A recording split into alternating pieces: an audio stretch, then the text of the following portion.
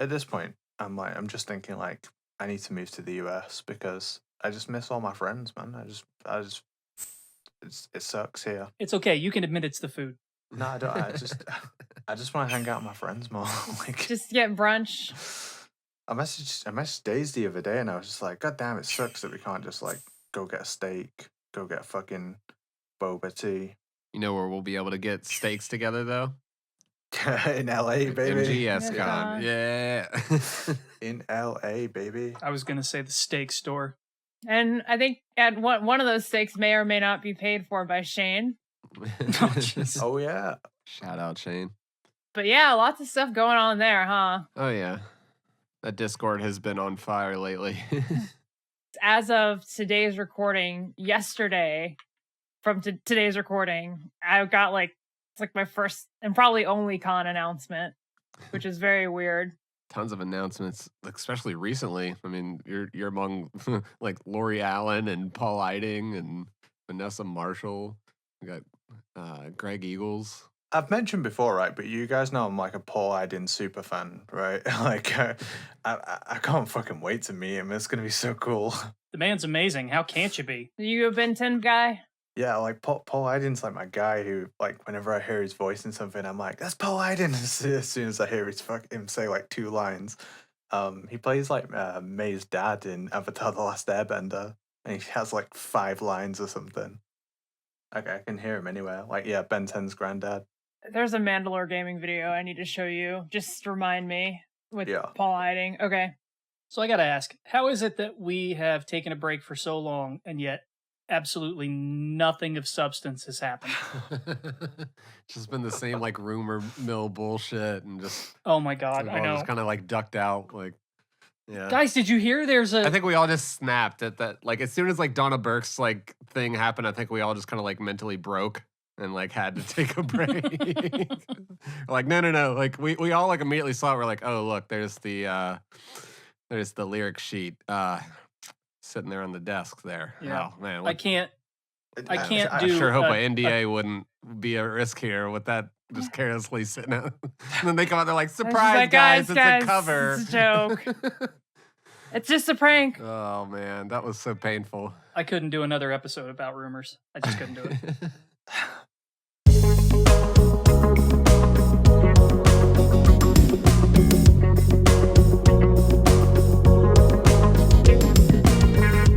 Hey, I'm Fingers. Yo, it's Apache Smash. Hey everyone, this is Days Ahead. And I'm Nitroid. You're listening to the Kojima Frequency.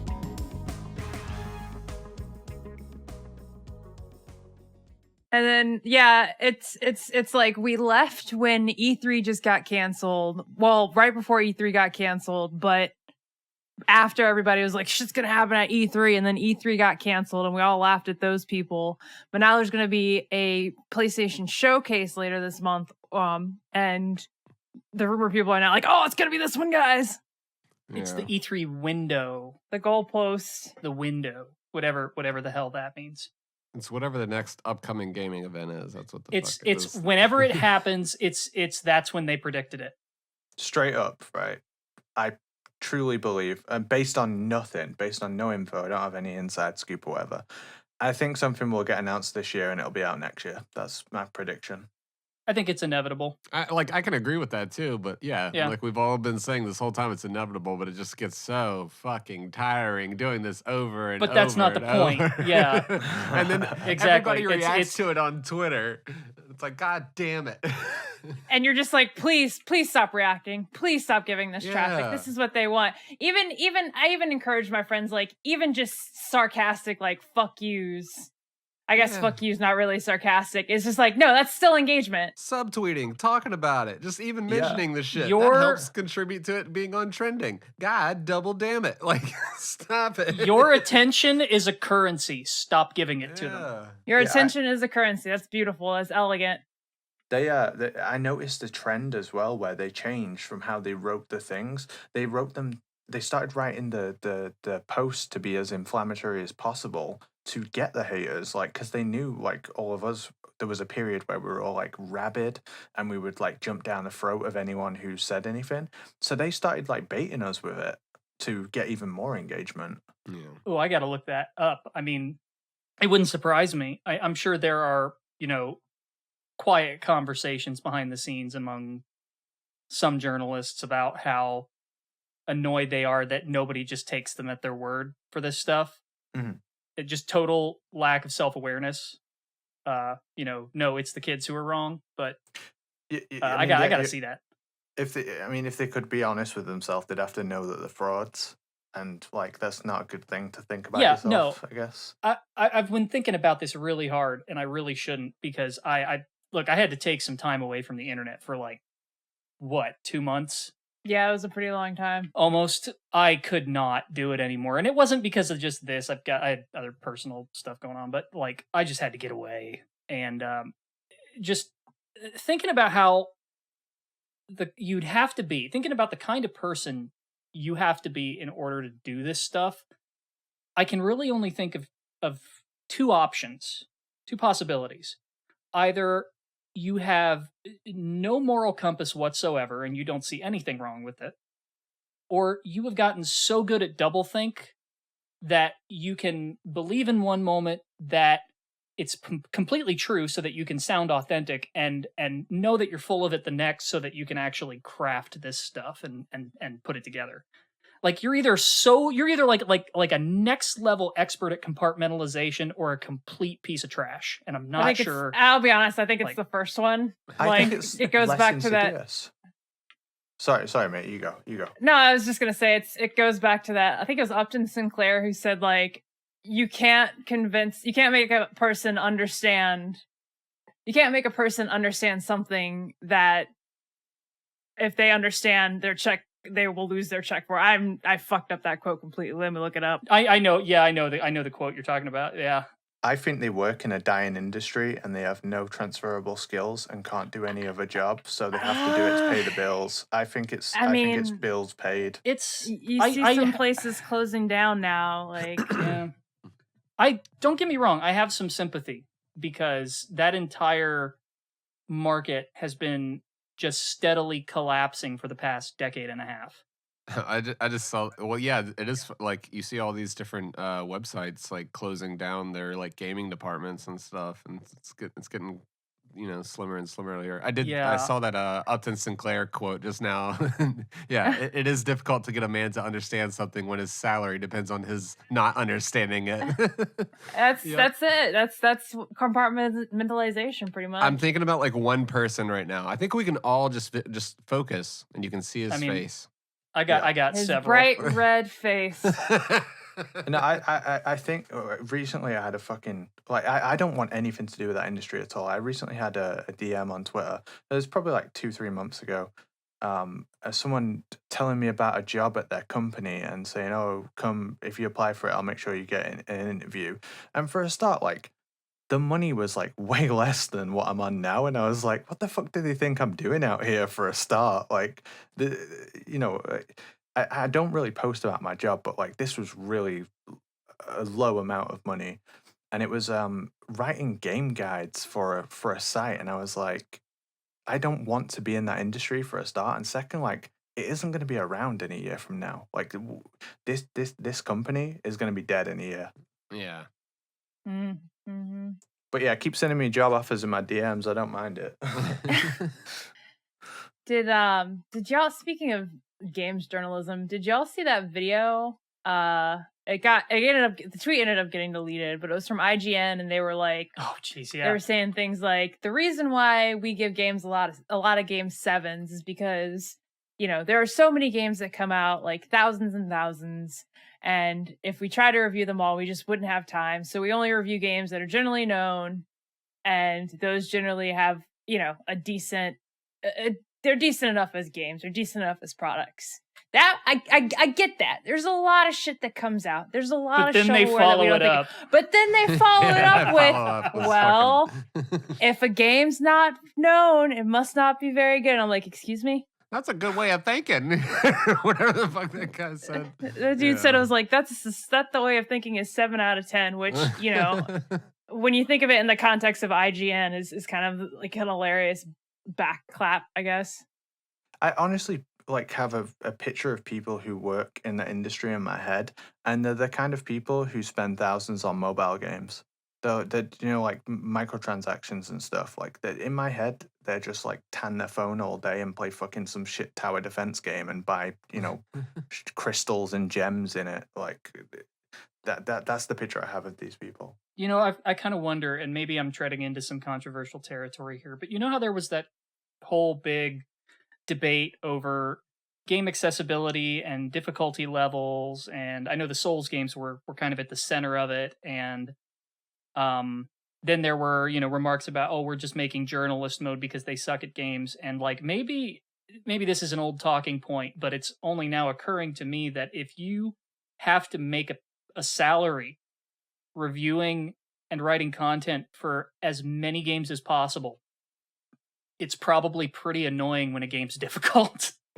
I think that's why like independent reviewers have just overtaken like you know big conglomerates of companies Yeah. that hire people like Enthusiasts. there's a kind of realness to independent YouTubers that and you know Yeah. other sources as well. There's kind of realness that it just can't be faked. It literally cannot be faked. Well, and too, like IGN, it doesn't have like dedicated like reviewers where it's like you know, a review comes out for a game, and you're like, oh, cool, it's that guy. It's like a different person every time. So it's just IGN, and Yeah. like, as a whole, is just I don't know, it doesn't carry much weight. You can Yeah, kind it of used see to be them like as like 3 or 4 people, and I would know who they were, and now it's Yeah. like I don't know who's writing this, but they're terrible. yeah. I So- I some still games, like- remember. I still remember the writers at PSM. I was freaking out when we had one of them on the show, Right? Yeah. And I don't remember look at anybody what from he's IGN doing. ever. Yeah. My favorite game reviewer of the previous industry is definitely Charlie Brooker, and I mean look at what he ended up doing, fucking writing on Black Mirror, like all you know, Right Black before, I Mirror's mean, like that's his show. series. Yeah, that's like that's what I his. said. Yeah, no, put some respect on his name. You're right, Nitroid. It's his show, and you know I don't think you get that kind of talent anymore. He was what was the show that he did before, like long Screen before Wide. that? Yeah, that where he would sort of dismantle how media worked. He had what's it called? The guy who made Salad Fingers. I've met him. I can't think of his name. Oh, David God. Firth. David Firth. Yeah, Yeah. He like introduced David Firth to the mainstream. I mean, I used to go on fucking fatpie.com, but like, hell yeah. but yeah, I actually met him in person, and I was so drunk. It was one of the most embarrassing experiences of my life. That- like in hindsight. But yeah, that show was sort of the first thing, at least for me, that sort of shattered the visage, so to speak. You know? I straight up didn't think that was like available in the US. I thought that was a UK only thing. Oh, I watched it on YouTube. Yeah. Oh, what? It's Yeah. like we got exposed to it probably through like YouTube links posted on like Reddit, or if we're going that far back, Dig. But Yep, something like that. I think I just wanted to go back to, you know, talk about difficulty for Dark Souls and stuff. My take is simple. Like, if it had an easy mode, it would be a good thing. But I also believe that the developers have the right to say we're not putting that in the game. Like that's my take. yeah, It would be a net positive. Sure, there's accessibility angle, and you know, I don't really like the whole disabled people can't play these games because they're too hard. When you think about like the Street Fighter player who literally doesn't have hands and smashes fuck out of people. And could legit kick my ass. Oh yeah, like no problem. Like most people's asses. Yeah. Broly legs, right? Yeah. oh yeah, So like, but I also accept that like, imagine how much fucking effort he put in to get that good at Street Fighter, like overcoming. Should everyone have to do that to play a fucking video game? Like, no, right? It's Like, you know, there's a lot of noise in that whole debate. It shouldn't really be a debate. I've always sort of just pushed the noise aside, and I land sort of on the idea that just let the developers do what they want. Yeah. And you know, if people like what what their choices are, you know, that'll work, and if they don't, then it won't. You know, that's and by and large, I mean, it hasn't been the debate that's been pushing for accessibility options in games. It's been just sort of naturally working its way in. Yeah, and we've got to remember that Metal Gear Solid has always come with a fucking journalist mode. It's literally always it's always come with one. Maybe not the 2D games. In fact, definitely not the 2D games. Yeah, they're hard no matter what. But yeah, I mean, MGS2 is very easy. You can do it blindfolded. It's piss. You can always count on an interesting topic of discussion to be completely ruined by two idiots on two different extremes who reframe the entire debate about what they think it's actually about.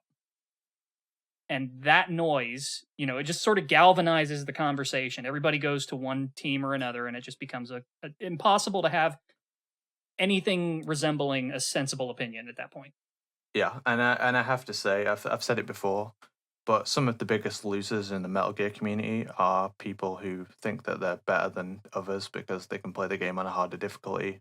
Like, you're not. You're a fucking loser, man. Yeah, that's like I don't care if they can play better or not. Like, I suck at it for the most part. Journalism mode. I'll be honest. I don't play it on. I don't do that. I'm not that bad. Like I've been able to get big boss rank, but in most of them or the equivalent. But I'm not great. I'm never going to be able to speed run like you. I'm not going to be able to go through these. I know you're like I know what you're going to say. Thing. No, I'm going to say like European Extreme like is doable by anyone, but you don't have to play on it. Like, and if you if you never played on it, if you only played it on very easy and you just wanted to watch the cutscenes and enjoy the game, that's fucking fine. Welcome to the community. You're just as good as anyone else. Like, I play most games on like normal or hard. Mostly normal.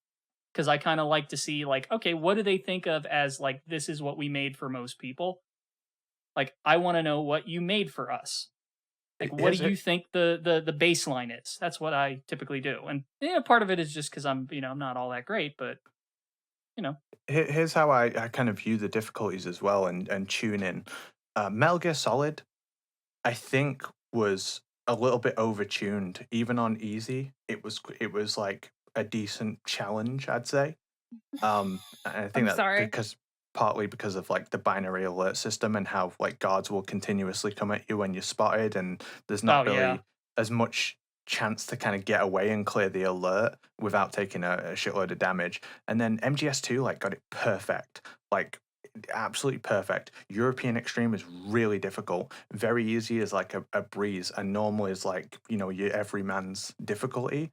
And I just think Metal Gear Solid 3 kind of like they went the other way. It's kind of too easy on normal, and you need to kind of the kind of like standard everyman's is probably hard.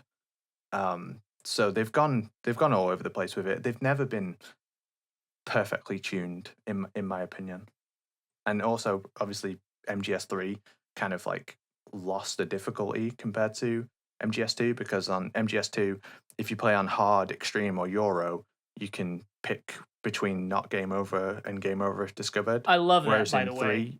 Yeah, I love that too. And it was like, it feels like so much more work was put into like the tuning of 2. Mhm. And then in 3, you can only have game over if discovered on Euro.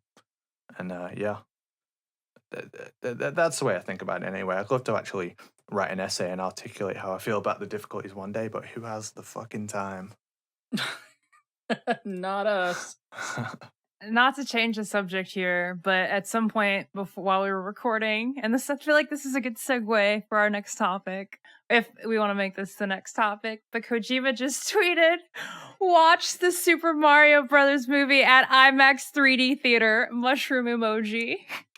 Oh, jeez. Well, now we know how he feels about the Mario movie. Cue it is what the it rage. Is. I'm gonna go see it tomorrow with my mom, and yeah, I'm not expecting like a real impactful story or anything, or a deep plot, or It's a kids movie. Yeah, I mean, I'm expecting. Hey, here we go. Okay. I'm expecting another Sonic movie. But it's Mario this time. It's Let me add a bit to what I just said there, okay? Because just because something is a kids movie doesn't mean it needs to be dumb. There are smart kids movies. There are well-written kids movies. but there are also bad kids movies. I don't know what this is. I think I'm gonna like it better than the Sonic movie, though, to be honest, because like I didn't really care for that. Like this is just gonna be a big old member berry like assault. Yeah, like, I get it's- it. yeah. Like, but you know, it's like, hey, remember Yoshi? And it's like, cool, I get it. Let me just say, yeah, if you know, I remember Gino, you jerks. if you know what's going on, the moments will be earned. If you don't know what's going on, you'll feel like, I guess, Kojima. But I feel like Kojima knew what was going on, but was still like, what the fuck is this shit? Yeah. Man, the Sonic movie was fucking excellent. What are you talking about? I don't know. I haven't watched the second one yet. I heard that one was better. It's not as good. It's not as good. Okay, well in my then I opinion. probably will just skip it then. It's got better moments. It's got better little individual moments, but as a whole, It's got tails. You know, I don't know when I'm going to see the Mario movie. Probably not for a long time, because I asked my kids if they wanted to see it, and they were like, not really. Yeah. No, my mom like literally texted me and was like, I want to go see the Mario movie. I was like, well, we're gonna go see the Mario movie then. It's so weird. Like, they wanted to see the Sonic movie. They asked me to see the Sonic movie. And like, you know, one of them's, you know, quite a bit older now and has kind of moved on past that. But my second son, my younger son, is still well within that age range. And he's just like, yeah, I don't really care about Mario at all. my final take is watch the Tetris movie because I really fucking liked it. It gets a bit silly at the end, but like overall, I really like the Tetris film.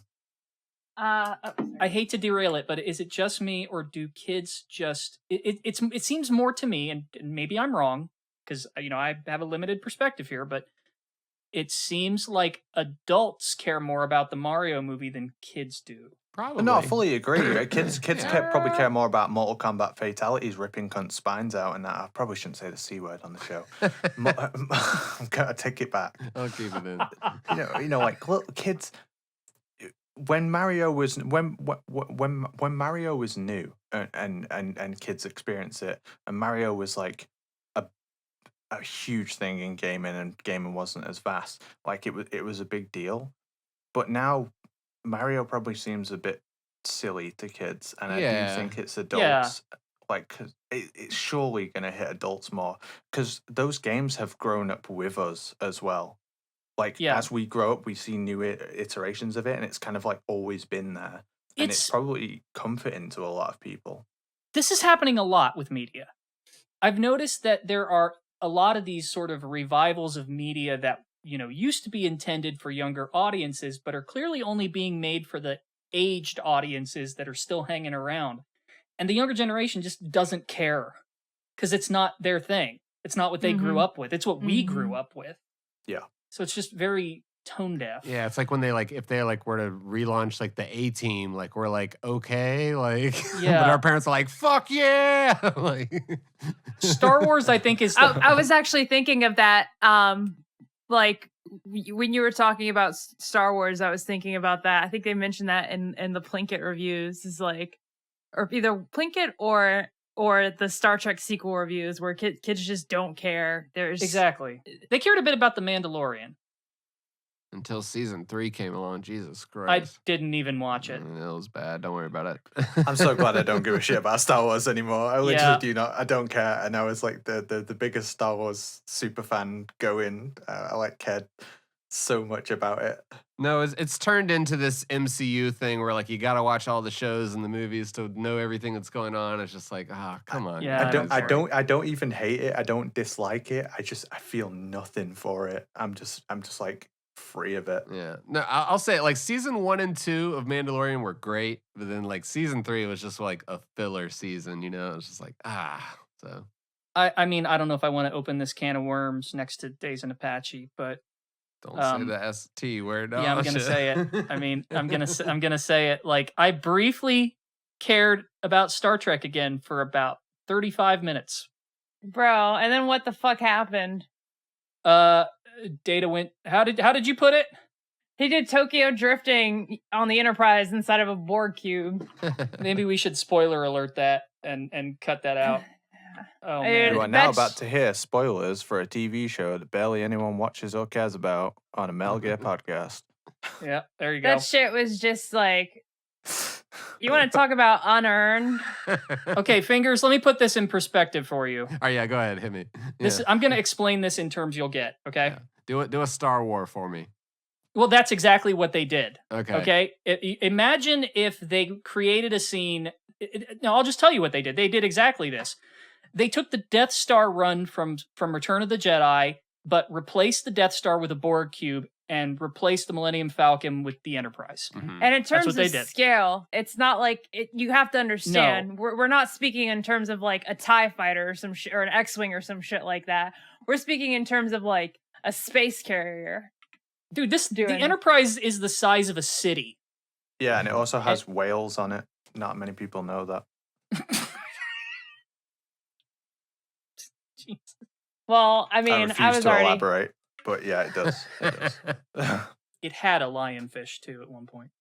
The thing that frustrates. Okay, you know what it reminds me of? You know what it reminds me of? Because this is also something that happened between the times we recorded, and I love how we're talking about everything but Metal Gear and our triumphant return. We talked about it a little bit. This is fine. But We'll get back to it.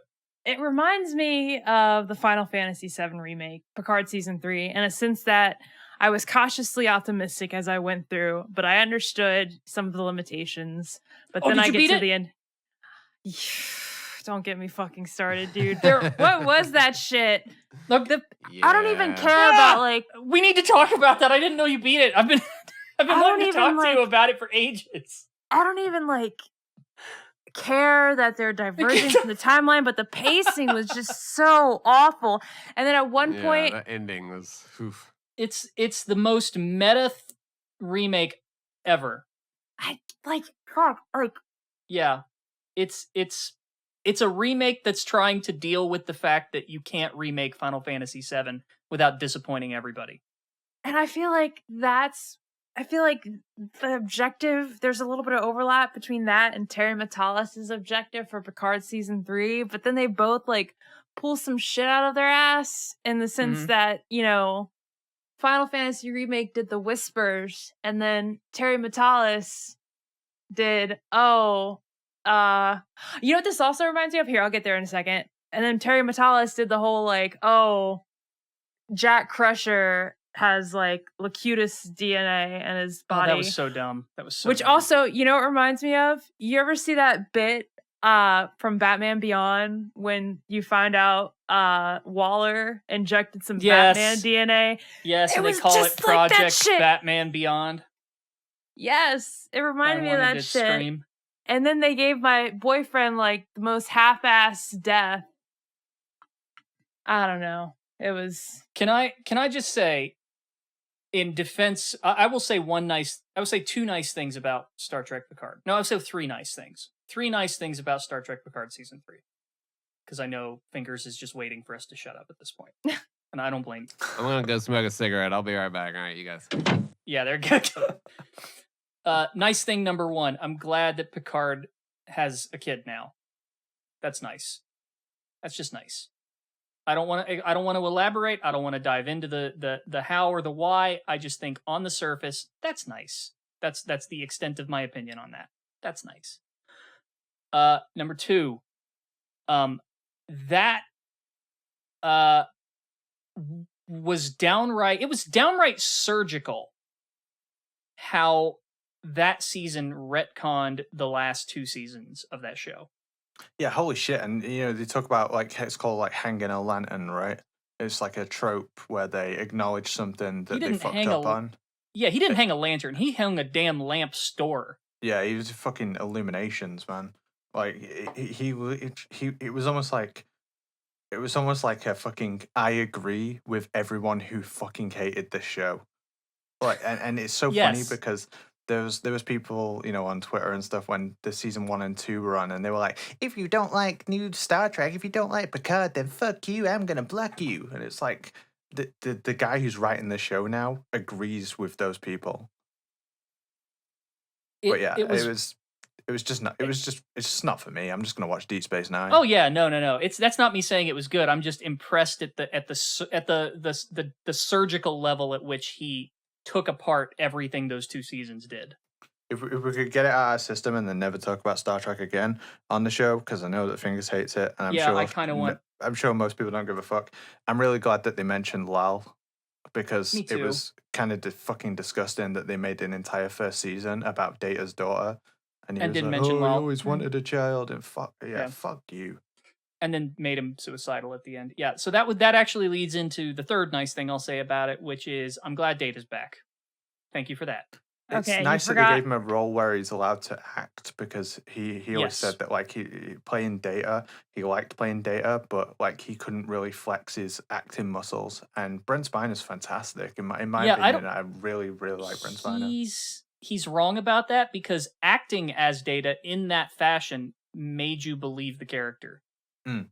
Big time. It was his performance was fantastic. I get what he's saying, but I don't think he gets just how good he was at that. I don't think any of those actors realize how good that fucking writing was either. Like, holy Yeah, shit. they They don't. were very bad Clearly, writers. Patrick Stewart doesn't, because he was Yeah. like, "Fuck the characterization of this guy. I'm gonna do my own thing." And then in So- season 3, Terramatos was like, "No." Which Yeah, no, I I'm do the agree boss with now. everything you said, Nitroid, except that you missed one thing: What'd I miss? Captain Liam Shaw. Yes, you're right. Okay, 4 things. Shaw was awesome, and they should have just.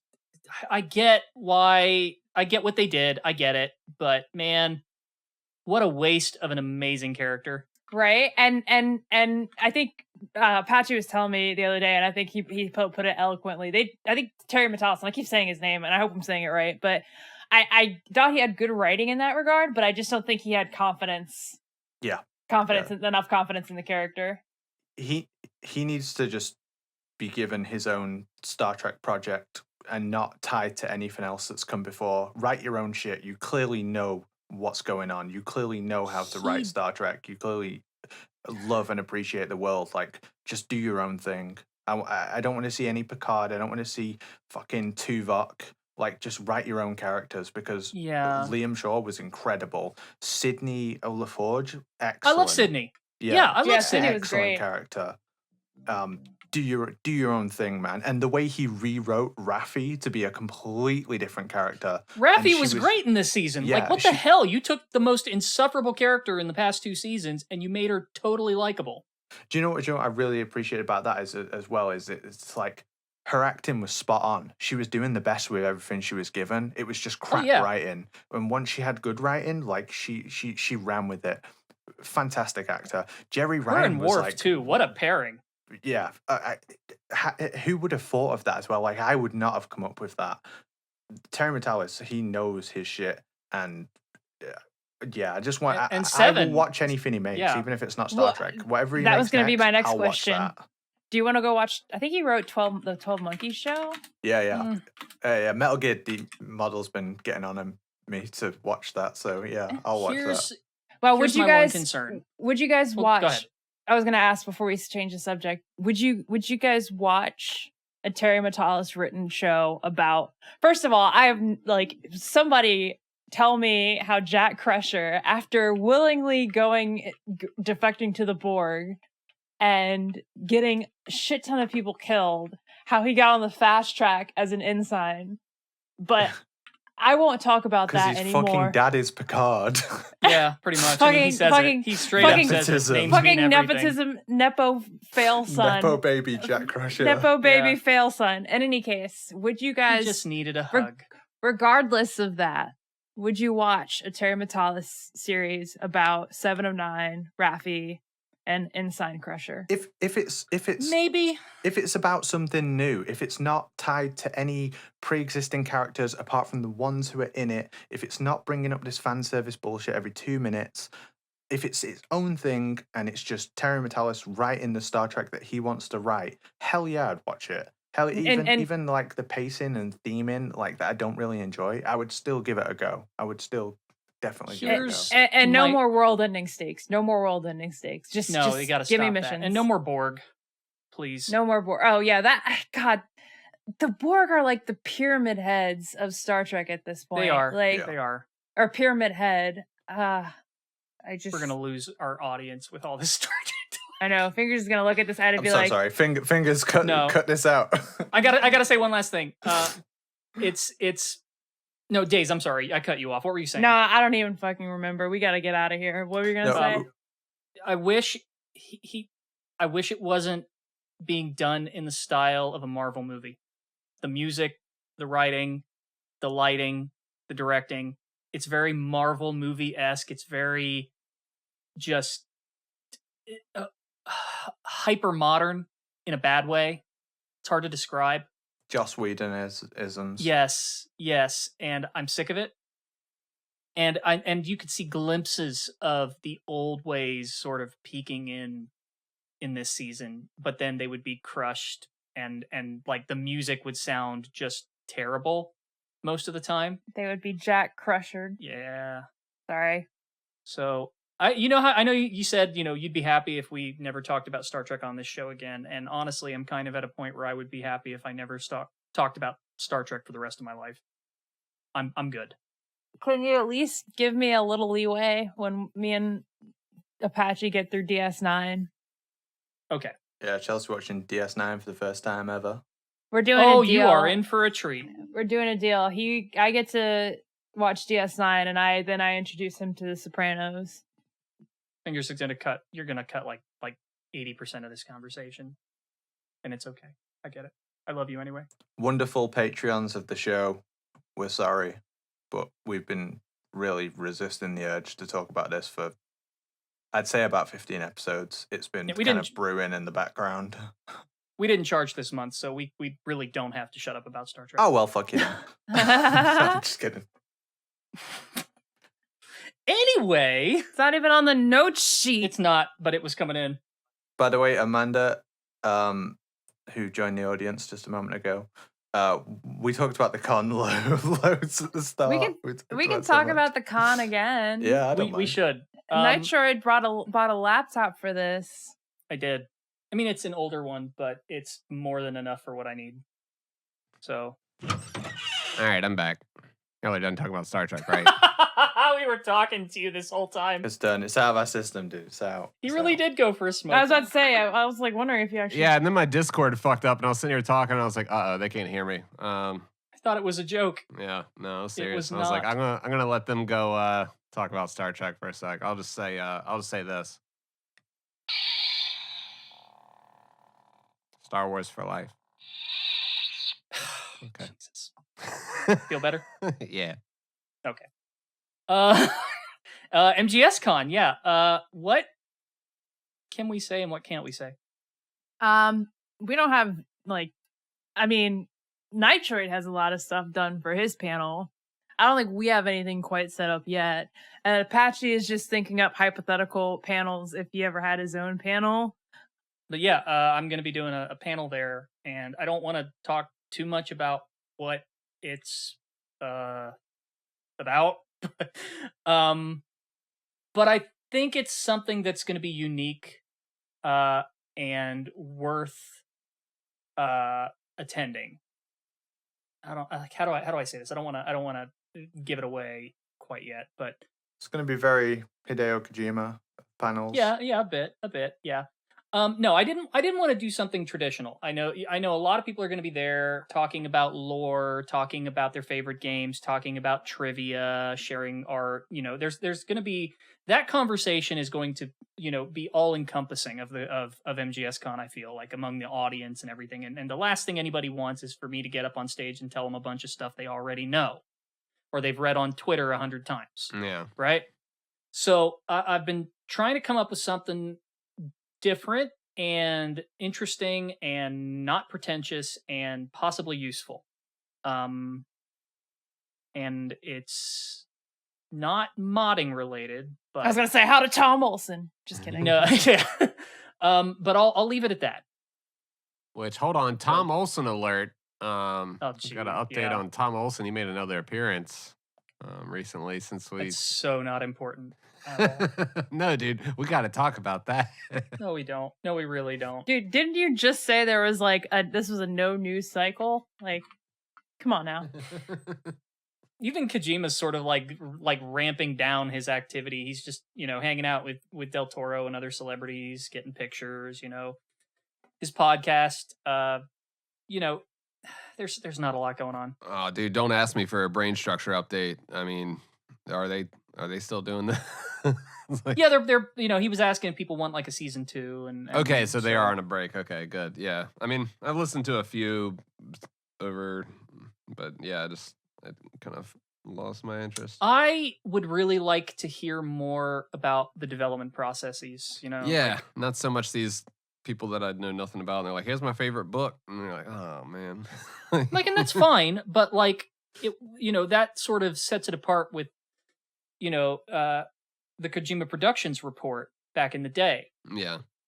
With Ryan Payton and Kenny Maizumi and how I would hang on to every word of those shows because they were talking about what they were actually doing day to day in a lot of cases. And they were talking about their direct inspirations and not in like this vague, I like movies and movies inspire me to do things sort of way, but like in very specific pointed ways, we thought of this and it sort of led to this, and like it was very candid.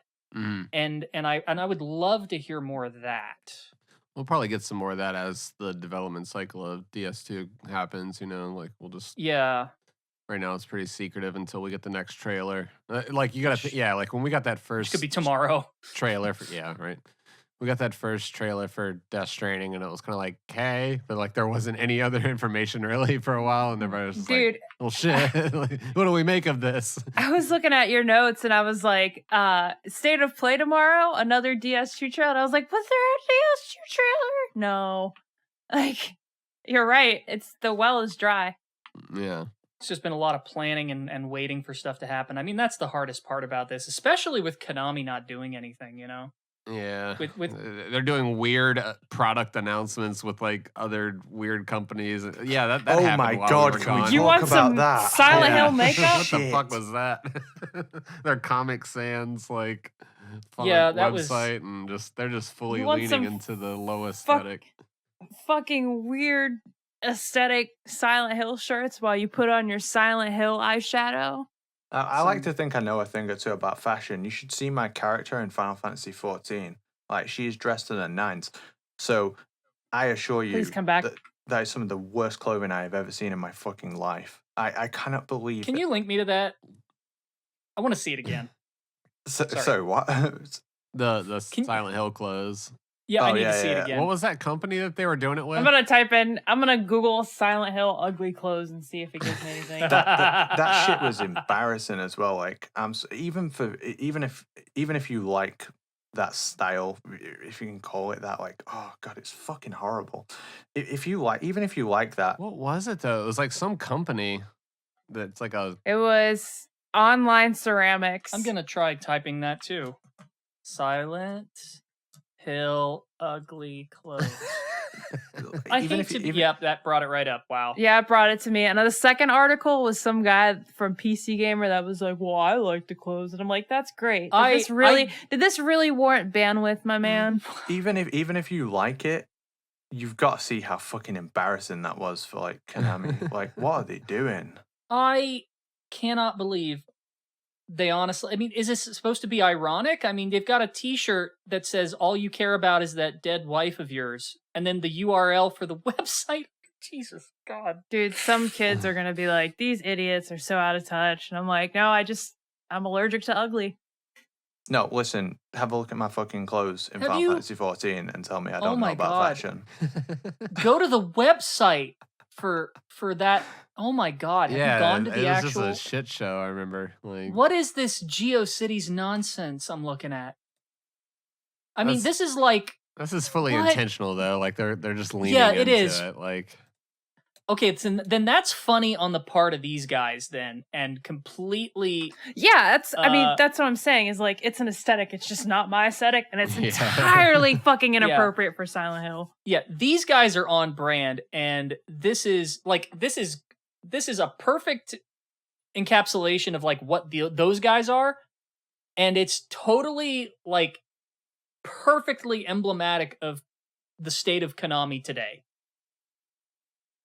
yeah, Konami It's- on Instagram is still just posting like TikTok reels and shit, and it's just like What was the thing they did the other? Hold on, they did one yesterday, and it was the weirdest thing I've seen from them in a while. It might have actually been like an old tweet that got retweeted. the whole like no, that's not Solid Snake thing got a resurfacing lately. Yeah, that was an old tweet. Yeah, because that was an old thing of theirs. But so like I can't hold him for that. But the brand thing is very weird. I kind of want to get one though. Almost. I love some of these other shirts. Yeah, I want this frog one that says, believe it or not, it is still so because of love, and it's two frogs spooning each other. How can you not love that? That's great. Matt, if you're a collector as well, you have to pick up these awful fucking pieces of clothing because they're not going to be around long. Like, what if some kids wear it? Like, you know how kids wear like, oh my god, my cousin was wearing an Odd Future shirt. This shirt kind of reminded me of Odd Future back in the day. But my cousin was wearing an Odd Future shirt the other day, and he didn't know who Odd Future were. And I think that there might be some kids out there who like don't know what Silent Hill is, but they like this aesthetic. Is this low-key brilliant?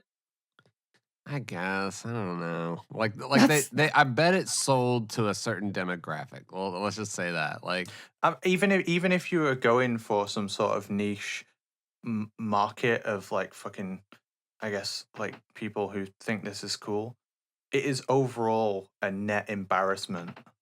Like, you know, you're just pissing people off by posting this.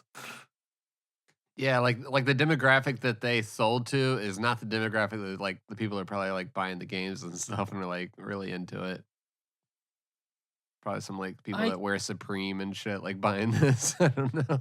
Konami, I love you, but you are fucking hard to love. Okay, like I don't. It's okay, Konami. I know what it's like to be the problem child. I really don't want to bash Konami, despite how easy they're making it. You know, I do want to love Konami. No, me either, again, because but I don't know if you know this, but I'm actually a real big fan of the stuff they do. Yeah, that's been the hardest part about this. It's just been like, oh man, you're sitting there watching. It's like don't. It's like an ex that you like still want to be friends with. You're like, come on, man. You're like, making it just be hard, cool. yeah.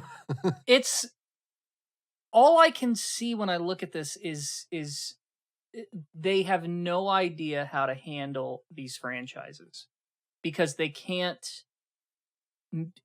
handle them in the way they're handling everything else successfully. It doesn't correlate, you know, it doesn't translate. You know, they've got these mobile games that they're you know, making money hand over fist on, that they can, you know, sort of monetize and design a certain way. You know, all these other games sort of lend themselves to those sort of models, but you know, the big franchises don't. And they don't know what to do, and it just seems like, you know, the medium is the message, and it seems so nonsensical and confusing because they're confused. They don't know what to do. That's what I get from this. Or it's 4D chess. I don't know. I'm sorry, I still can't get over, is this brilliant or not? And the response was, I guess, and that just that just kind of sort of ended it. Encompasses the whole thing, really. Can I buy these shirts? I'll wear one to MGS Con. You know what is brilliant? My fucking PAL card cup idea that changes based on the temperature of the liquid. I did a lot of research into how to do that, by the way. Daisy did some research too, but she only can make Tommy Tallarico That's so funny. All three of us were just picturing the Tommy Tallarico mug. I don't know about you, Nitro, but all three of us were sitting here going, man, the Tommy Tallarico mug sure did change colors real well. Short answer, it's hard. I hope y'all are still enjoying it into 2023. It's been in the dishwasher like 300 times and it still changes every fucking time. It's been a great mug, yeah. Nice. You're not supposed to do that. I hand wash mine, but it's, yeah. Dude, it's, well, first of all, I'm honored and flattered that you do that. But also, that just shows the power of when your mother's very proud of you. Happy Mother's Day, everybody. What else is happening? I'm still looking for these t-shirts. Some guy tried to like hit some other guy at Konami. Like, that was news, I guess. Yeah, with a fire extinguisher. Oh yeah, tried to kill his boss. I think he saw those Silent Hill t-shirts and started swinging. Oh jeez. That's awful. I really can't say that, can I? I really cannot. Actually. No, you know what? I'm gonna be honest yeah. with you. That joke was in the back of my head as a segue, but I was like, nah, I'm going to hell for that one. If you can find me a link to these t-shirts, I'll buy one. Do they not know? Like, okay, obviously this site is very self-aware. Like this is like, 1 a.m. Adult Swim vibes, right? Like they know what they're doing. 1 a.m. Adult Swim vibes. Holy shit. But Konami, either they're in on the joke, which is really uncharacteristic of who they are right now. This feels like somebody knows a guy that knows, like, you know what I mean? Yeah. Like, this is like, hey, bro, Yeah. like, I got some, and they're like, cool. Or they really thought this was a home run or something, or thought it was okay and just didn't really think about it too deeply. Like, I wish it could be a fly on the wall when they had the fucking email about this. Their other shit has nothing to do with like video games, Silent Hill, and like I'm looking at all of this, and it's just why? It's the context. It's all this online ceramics. Nobody can change my world with a frog on the front of it. Like, what the fuck? Why would you use Angela on a shirt like that and then use that promo photo given the whole freaking point of her character? Unless you were like, this is a giant shitpost. That's what it feels like. And I gotta respect it on that front, but yeah, I mean, it's a hilarious shitpost, but on Konami's part, I don't believe for a second that they were in on this joke. Like, peep the sweatshirt that I just posted. Like, what the It is literally fucking graphic design is my passion. Yeah, that's exactly what it is. I will say this. The Angela shirt with the at the bottom that says after receiving a letter from his wife. That reminds me of like, you ever get like soundtracks for JRPGs and they have the title and they have like a little tiny description on the bottom. Y'all know what I'm talking about? Yeah.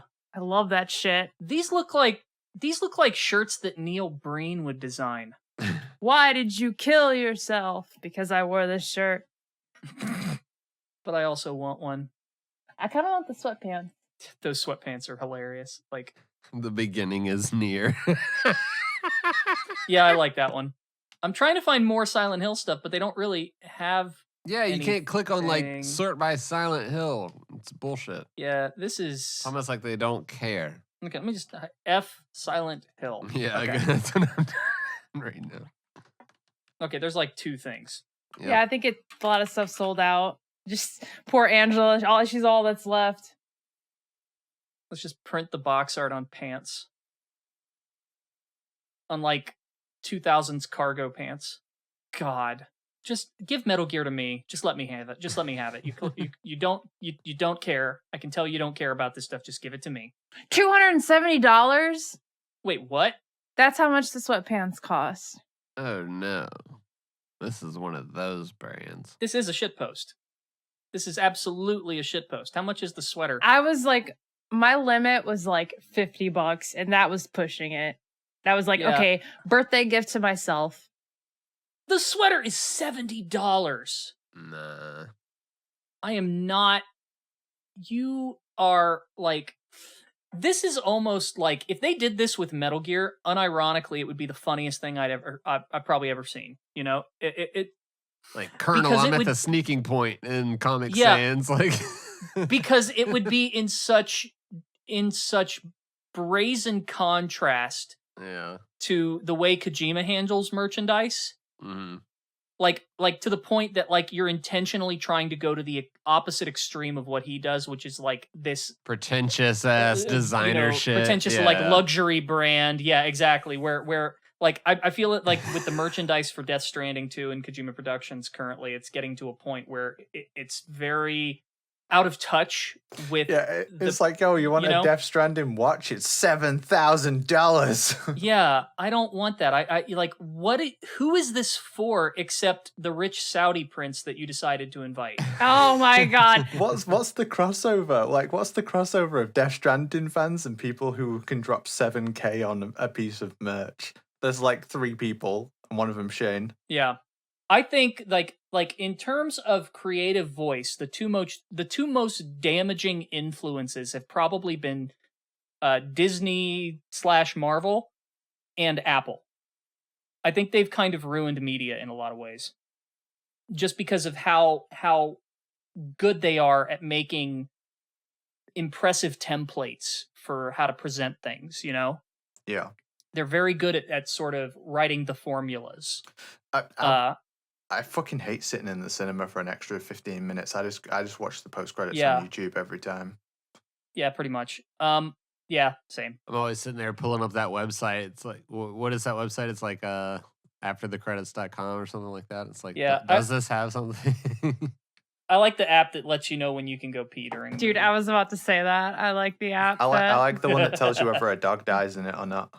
So you never watch a film where a dog dies. Oh, that's a good app. I gotta get that app. It's more tragic in Kojima's case because he was sort of one of the first people to really kind of do that. I mean, he wasn't the first person. There are we've had things like expansion packs and Game of the Year editions before, but like you said, they weren't sort of expected, and when Kojima would do his sort of a take on this, it would always be something a little subversive, very different. It wasn't just adding a couple extra levels or putting in some, it was always like, we're going to change things up in a fundamental way, at least as much as possible. It's sad because when you mention the Game of the Year editions and shit like that, I see, at least online, that, at this point, a lot of people interpret the Game of the Year edition as not only, the quote unquote director's cut, but also the cheaper version that won't have day one bugs. Mm-hmm. That's the evolution of this product. Also, what does that name even mean? Like that, like if one rinky-dink outlet says you're the Game of the Year, does that mean you can call it Game of the Year? Like, it doesn't mean anything. All I know is that Mega 64 bit, the play date, that's been like more relevant than ever, especially with like Star Wars Jedi Survivor and these games coming out. And it's like, oh wait, I can't play it yet. Shit. It's broken and nothing works! Uh-oh, looks like you bought a game on the release date. You need the play date. That's the day when you can actually play the game. No more excuses, patches, or bullshit. Just the game you paid for on the day you can finally play it. You look at the past games, like, with MGS, you had Integral, you had Substance, you had Subsistence. And I mean, to be fair, this wasn't exactly a common thing with his games other than Metal Gear. I mean, yeah, there was, I guess, Portable Ops Plus. What am I forgetting? I know there's other stuff, but I can't remember. I mean, I guess Snatcher had CD Romantic, which is practically a remake back in the day, but Zone of the expansions Enders 2. did he What's do it for called? games? I know there was something. The HD. I guess it's just called the HD edition. Yeah, I don't know if I would That's- count that as like a in the same vein as like Substance or something, where it's like fundamentally changing the game. Maybe Mars. Yeah, that's what I meant to say. Sorry. Yeah. Oh, VR edition, yeah. But like, there was always an attempt to sort of make it creatively distinct, with the naming, with the ideas that they put into it. Like, we're not just going to add some extra levels. Like we're putting in an online mode, like there was always just this, we get a chance to reinvent the game and do some things that we didn't get to do the first time around for, lack of time or budget or whatever. It wasn't just a double dip. It wasn't just a cynical re-release. There was effort. There was intent, Okay. Yeah, you really need to fucking watch this H-bomb video. Yeah, I sounds like I do. Because now, like, I don't get that from anything, hardly. And you're right, I wait for the Game of the Year editions because then you don't have the bugs and you don't have to, worry about stuff. And it's more of an incentive now with how physical games are a little more of a crapshoot now, There's been this big controversy, like the latest like Xbox game that came out was Redfall, and like they had this whole, like, everything that had been shown before that had been like 60 FPS, and then they were like, well, wait, actually we're gonna have to wait a bit because we got this 30 FPS mode, and we'll eventually release a performance mode that brings it back up to 60, but That's enjoy this 30 ridiculous. FPS mode for now. Everybody's like, what the fuck? like just delay the game. Like, what's going on with this? I mean, that Phil Spencer interview, I don't know if either of you saw that or anything, but that was weirdly apologetic and self-deprecating. He's been saying a lot of self-deprecating things lately, like how Xbox or how Sony and Nintendo just out console them, and Yeah, it was very candid, you know. And I mean, at one part they even just it's wrapped in PR speak, but he straight up admits that they were lying about Redfall's performance. You know, like that's wild.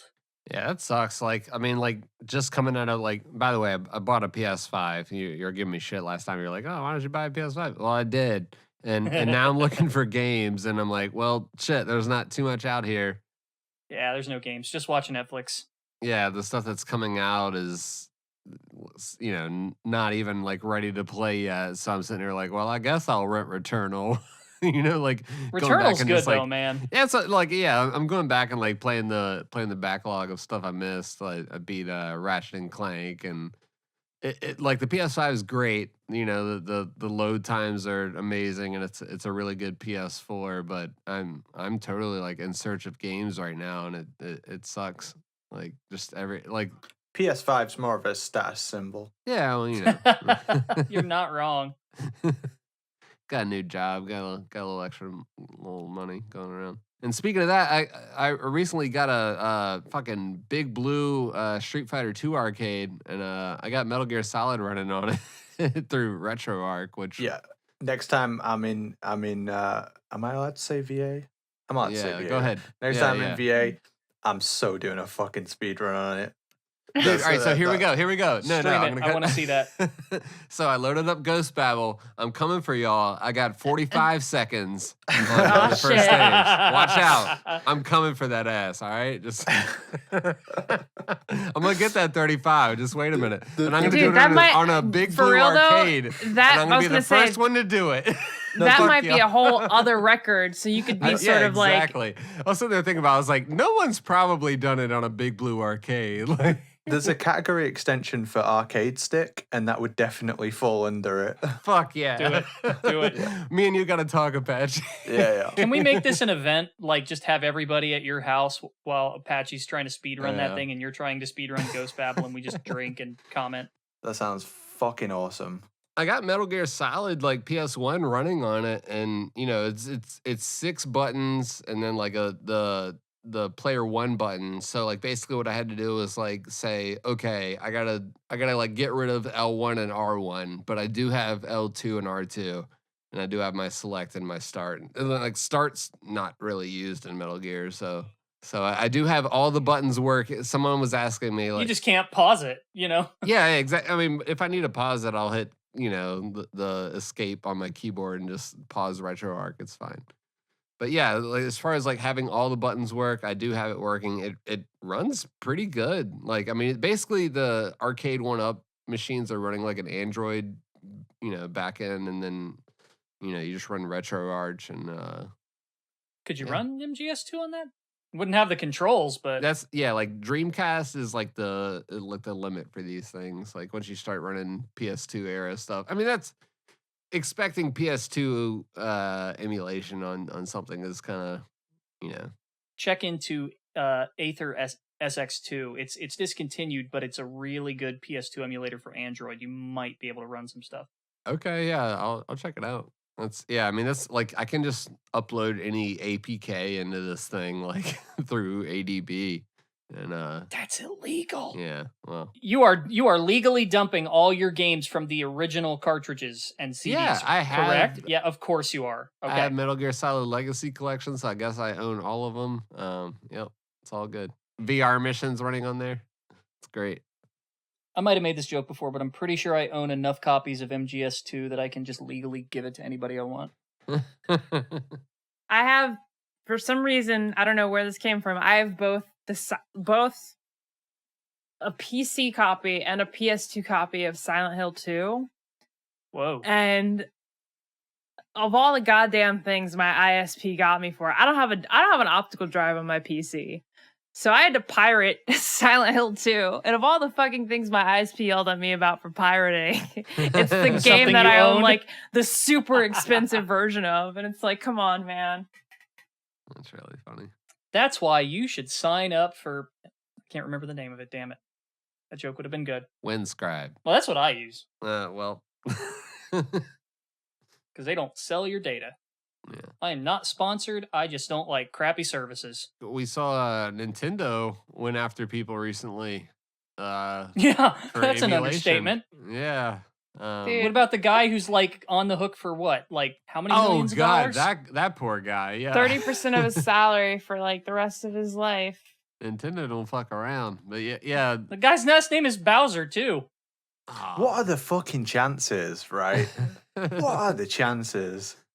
Their CEO's name too. Like, what are the chances they're related? That's what I mean. Like, what are the fucking chances? They've been super protective of this Tears of the Kingdom footage, though. Like, Yeah. I saw that Alana got like banned from Twitch for just like showing someone else's preview footage on her stream, and it's just like, damn. I'm calling it now. That's going to be game of the year, by the way.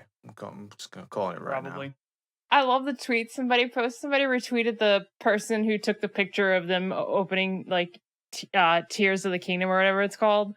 And somebody retweeted it and put, Nintendo's about to make your house look like a Hotline Miami level. Yeah. Meanwhile, Sega's like, oh, you made a Sonic fan game? That's cool. Let me retweet it. Yeah. Lame. I know we're like super on time, but I wanted to kind of reevaluate this because this has been in the back of my mind. And it's also on our notes, of course, so that's why. But I wanted to revisit Resident Evil 4 because Fingers, I know you started playing it. Let's go. Yeah. I played through it now. Yeah. I'm done with it. Yeah. Are we going to address the zombie elephant in the room? Yeah.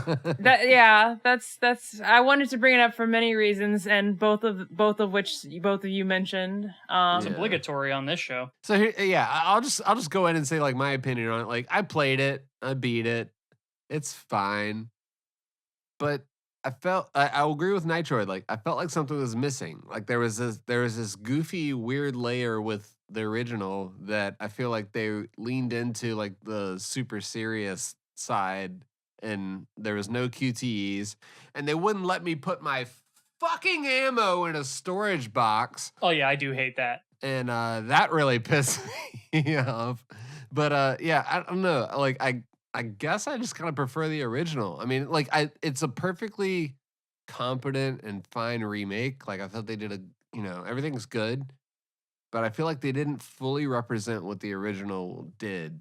And I'll go ahead and flip that. I feel like what this remake formula would be really well for, like it would do a good job for, is Code Veronica. I feel like it would fit that. Which they'll never do. Yeah, but I feel like it would fit that game perfectly. But 4 had this other wacky element that I feel just wasn't fully expressed in this. But like for Code Veronica, like this totally would have worked. Like this, the dry delivery.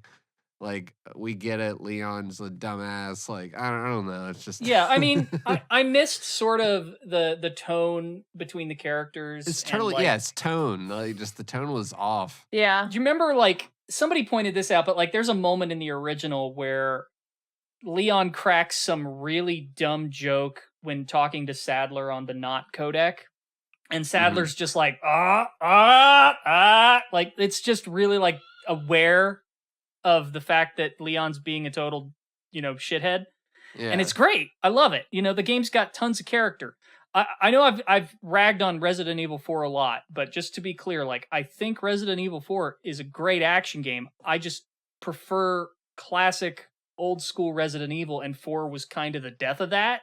Yeah. So like I don't think it's good Resident Evil, but I think it's a really good game, and I like the personality of it. Yeah, that's where I landed on it too. It's like, yeah, it's fine, and I got the counter, the parry system eventually. I got all of that, and it was fine. But just the character's gone. Apache, I'm assuming the zombie elephant in the room, you're referring to sort of the drama and the speedrunning changes that they did. Yeah, I think there was obviously them patching out the glitches, which is super annoying. And we spoke about this during the Unmetal episode, and I made my feelings clear. It's really great when a developer like wants to work with the speedrunning community, but sometimes it has a very ugly side, like Back for Blood, patching out all the speedrun stuff that was found, and essentially developers using speedrunners as beta test, like unpaid testers of the game, so they can patch stuff. It's really irritating, especially when it's something that like a person wouldn't do by accident. Yeah, that was lame. You wouldn't accidentally do these skips, and like, let's be honest, even if you did, you just reload a save. Like, if you didn't want to do that, Dude, I tried doing it on purpose and I couldn't do it. yeah, it's like really niche stuff. It's like they don't patch, like the game's got loading problems. It doesn't work on all kinds of hardware. It's got horrendous loading times if you have saves. It's got all these issues, and they don't do any of that, but they patch out some glitch that like 3 people are gonna do. Obviously more. A lot of people like to speedrun Resident Evil, but it's like it's not 500 people. It's definitely Yeah. less than 1,000 people worldwide, and so they're actively harming the experience for a very niche community, and it's like It seemed petty. it does seem petty. That's like patching out the temperature glitch with the PAL cards, like heating it up on the. It's like patching that out and be like, well, wait, that would save you time. Yeah, but like they put like what are they doing? Like, Yeah. commit your fucking development, commit these hours to fixing issues that all the players are experiencing, or a huge portion of them. So it's really just like a fuck you. It's just like a fuck you to some of the most passionate Resident Evil fans on earth. But then there's the other side of it as well, where they've made it not so much for the speed run, but definitely for challenge runs, like no damage. They've added just tons of random elements into the game, and Mhm. the best way I can describe it is learning and becoming good at Metal Gear Solid 3 was like a very clinical experience, and you could constantly see yourself improve. And things that seemed like so difficult before, like the Ocelot unit on European Extreme, it seems so difficult at first, and it's such a wall. But once you become like more competent and practice it, like it becomes easier, and there's a good feeling like I can do this now, and I can do it consistently. And I think Dark Souls is the same. Like when you first fight a boss in Dark Souls, it's like, holy shit, how the hell do I kill this guy? But as you learn and become better at the game, you stomp them. Like, you turn up and just, one shot the boss because you've learned how to play the game. But Resident Evil 4 has just so many random elements that you cannot like study the game and improve it, and it's just like it feels like it's just cutting out a very niche portion of the audience, and I don't know why they have such anger and like hatred towards this part of the community. Like, why have they designed the game like this? Everything that you just said, on top of just kind of letting the game just sort of marinate in my head, it's definitely kind of poisoned the well as far as looking back. Like, I enjoyed myself, but there's definitely some flaws and elements that, kind of I didn't think about until much later. What are some of those random elements? Because I'm kind of blind to them. I'm in Nitroid's boat where I kind of got some vibes about, some of these glitches or some of this random element, this RNG. But could you elaborate, like give us some examples?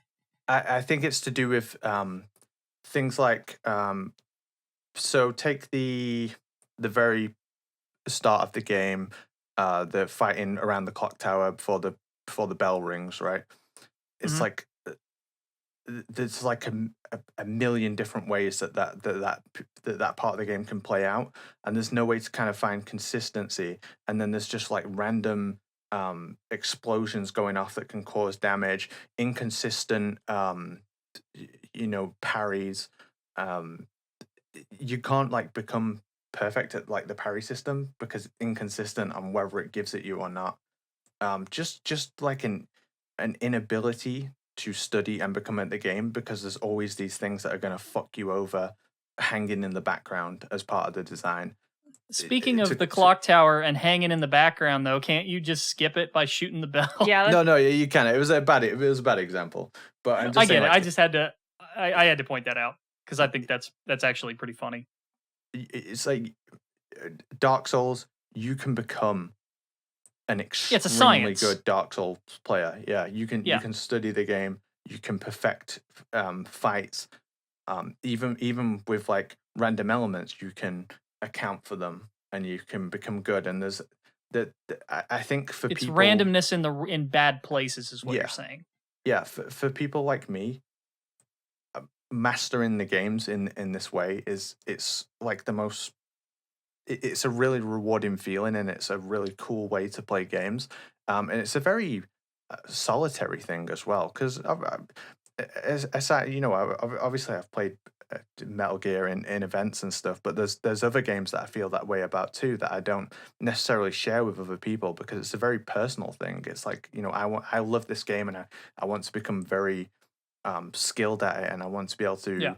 to have mastery over the game, essentially.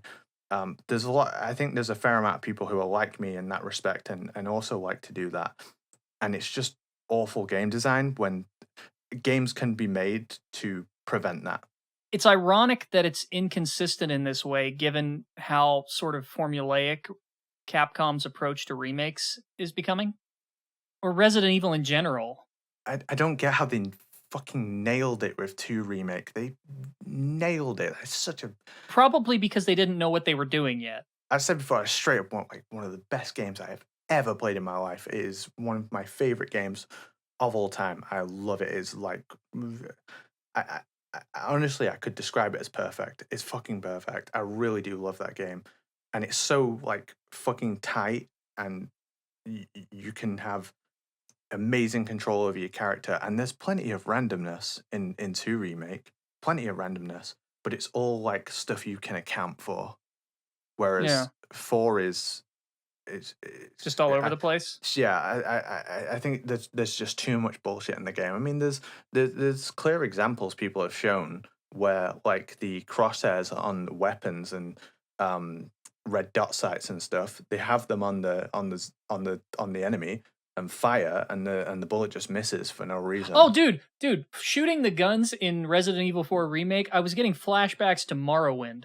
That's a good reference.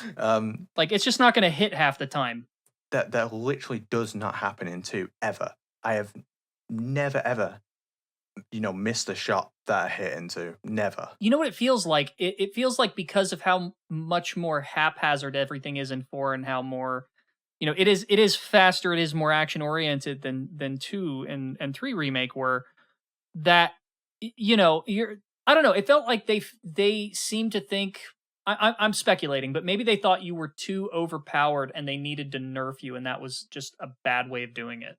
I think only multiplayer games you should balance from the top end down. Yes. Single player games should not strive to have this perfect balance. I don't know where this idea came from. You see it in games like Skyrim, where they want to balance every, they can't have axes more powerful than swords or maces, because maybe someone likes so play they try with a to mace. scale it. Yeah, But then the scaling doesn't make any sense, and it ends up making the game just bad. yeah, it just kind of makes it lame for everyone. Yeah. They're worried that like some guy whose job it is to play Resident Evil might have an easy time once he works out all the best stuff. Like, it's And like, who cares? Just have fun. One game that felt like this, it had like the same kind of thing going on, was the Dead Space remake. Like there was a part where I was like, shit, I don't have enough ammo. This is really scary. And also I was like, you're overpowered as fuck. Go ahead. Like it just like shifted all of a sudden, like halfway through the game. What difficulty are you playing on? Just normal. Okay. But just all of a sudden it shifted to just like, oh, you've got plenty of ammo. You're fine. And I was just using the like big laser cutter type thing to fuck everybody up. But yeah. I think people who want to gain a mastery over games, like, it's clearly a big thing with the success of Dark Souls, Elden Ring, things like that. Yeah. People want to see themselves absolutely wreck like insurmountable challenges, and just be able to be completely in control of the character. And I don't really understand who this design seeps in for. I'm not like anti-random elements in games. I'm really not.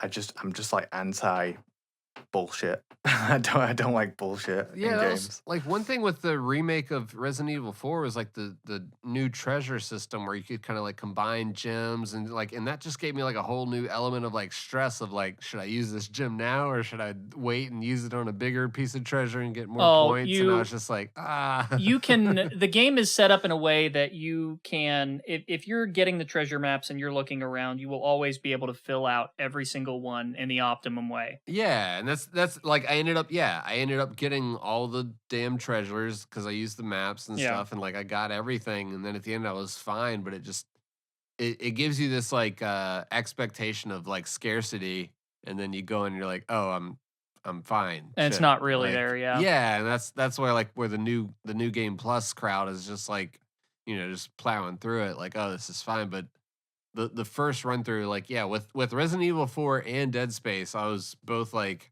worried about my resources throughout. But after playing those games back to back, I'm tired of shooting legs for sure. I'm not sure if I want them to do Code Veronica.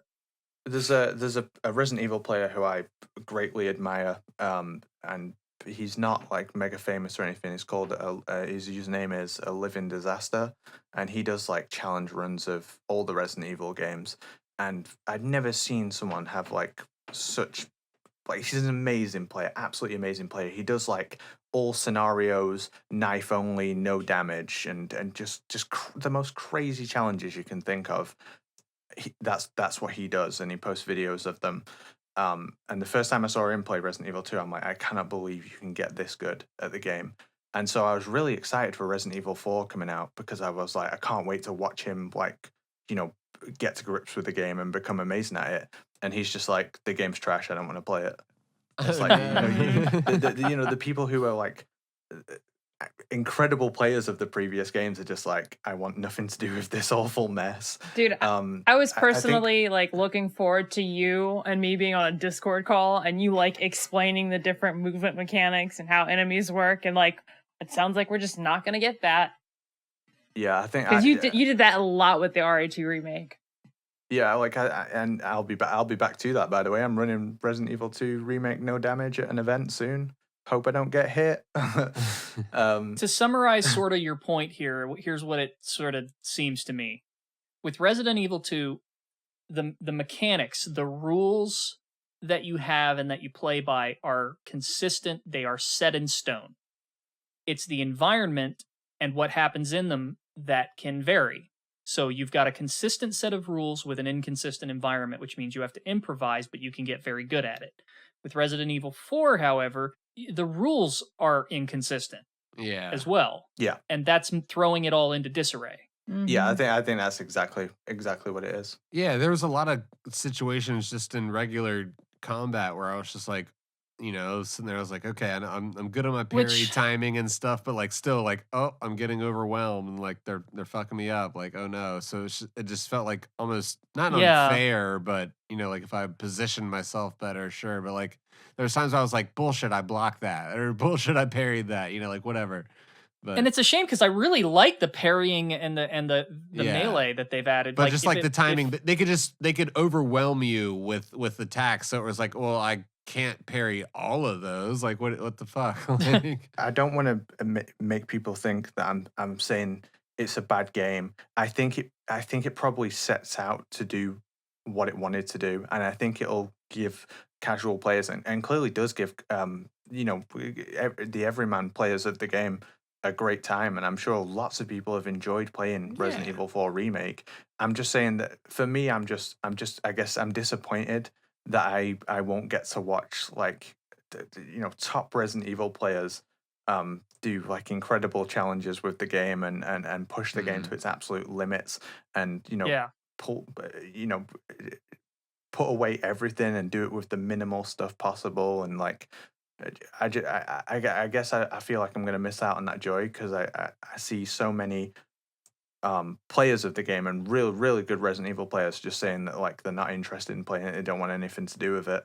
Which sucks because like I saw a bunch of like really cinematic cuts of people like kind of dealing with the combat system and like perfect dodge, perfect parry, boom, hit this guy, boom, like it was like just really good segments, but Yeah, if they can't do a whole a whole gameplay, a full run segment of it, then it's like, well, shit. There's an artisanry that goes into making an engine like that, and I fully admit that I'm sort of ignorant of some of the specifics here because I just don't play Resident Evil remake that any of these remakes really that deeply. Yeah. But you were talking about how MGS and Dark Souls are sort of sort of Souls games in general are They're the same. I don't think I've done this before, but Metal Gear Solid 3 European Extreme is exactly like Dark Souls. It's like something jumps out and hits you in the face and kills you, and or like in Metal Gear Solid 3's case, you get seen by a guard and it gives you a game over, and then you have to try it again with the knowledge that you've learned from Yeah. failing, and it's trial and error. Certainly at first, it's like you fail repeatedly, but eventually, you understand the challenge and overcome it. Well, it's a complex system. I mean, we've talked about this before, but the MGS systems definitely lend themselves to sort of these emergent effects, and I've seen similar things in the Souls games as well, where you've got this very complex but very how do I put this? Very technically intentional systems. They want you to know the rules. Instead of giving you like a linear challenge, it's not like you put the key in the door to open it. It's like it gives you a whole toolbox and says, find a way through the door. Yeah. It's not a sandbox, it's a playground. And none of the tools are going to break on you. Yeah. Yeah, it's not a sandbox. No. I heard people, we talked about this too, but there are people who have said MGS3 is a sandbox, and you mentioned that you disagreed with that, and I agree with you. Like, that's not what it is. Yeah, low key. There's a video on YouTube with about 300 views talking about Metal Gear Solid 3 Sandbox, and I'm going to make a response video to it, just breaking down everything that's incorrect in that video. Like Tommy Tallarico. Just kidding. No hate to the guy who made it. He's just wrong about a lot of stuff. It doesn't make him a bad person. It doesn't make him invalid. I just disagree intensely, and I want to make my feelings known. It's like you said, the rules are set in stone, and you just have an amazing kit and so many ways to solve the puzzle, but the rules are very I can't get the words to fucking describe. I love Metal Gear Solid 3. No, I get it. I mean, it's a sandbox is sort of meant to be this wide open thing where you can experiment and it tends to be sort of very simple rules in a wide open space. And I don't mean like literally a wide open space like a Grand Theft Auto map. I mean they sort of get the obstacles out of your way. They give you some very simple mechanics to learn, and then you can do whatever you want with those within that. It's more static. I think it's a mirage. Metal Gear Solid 3 is a mirage. It's a completely linear game that's been like dressed to make you think it's completely open. It's not at all, but it tricks you into thinking it is. And well, yeah, I mean there are some complex interactions going on for sure. It is linear, but the mechanics are somewhat non-linear. It's very dynamic and somewhat, it's not exactly unpredictable, but things can go so wildly. It's like you can set up a Rube Goldberg machine mechanically in that game. Yeah, shout out Big Saru, who's been making Rube Goldberg machines in that game for about 10 years now. Yeah, exactly. Yeah. But I think he's the one I think about. Yeah. I think that's incredibly special. And it's something I love about Metal Gear Solid 3 is how it tricks you into coming across as a more open game than it is, and it does little things that stick in your mind. So when you think about it, it's this huge, expansive wilderness. Whereas the actual game, when you boil it down, it is so linear. I mean, its rooms literally chain on one from the other. It's almost a straight line. The game is pretty much a straight line. It's so linear. And just the fact that so many people do think it's a sandbox, I think that's just a testament to how well it was made. I mean, speaking of, sandbox, I mean, I gotta give credit to MGSV. I mean, like, there's some shit you can do in that game. There's one channel that I can think of, Hikari MGS on YouTube. He used to set up some. It was just like him setting up bowling pins and knocking them down, with guards and doing all this funny shit. But it was like that other guy that you're talking about that Big Sorrow used to do. It's pretty much like the MGSV equivalent of that. But yeah. Shout out Kari. He was my nemesis, man. I went to a deep place to beat his MGS3 run. It had been up for 5 years before I beat it, and I tell you what, I woke up every single day and thought about Hikari. I thought about him, and I was like, trying to reverse engineering his videos and stuff, trying to work up, because I mean, he speaks he's spoken English obviously, but he's a Japanese guy. And I couldn't just contact him and ask him about things. So I used to sit and watch his videos for hours. He has thought up and created more things in Metal Gear Solid 3 than people will ever appreciate. A lot of I'd say 90% of the speedrun is his DNA. That's pretty crazy. And he used the fiddle remix in a lot of his.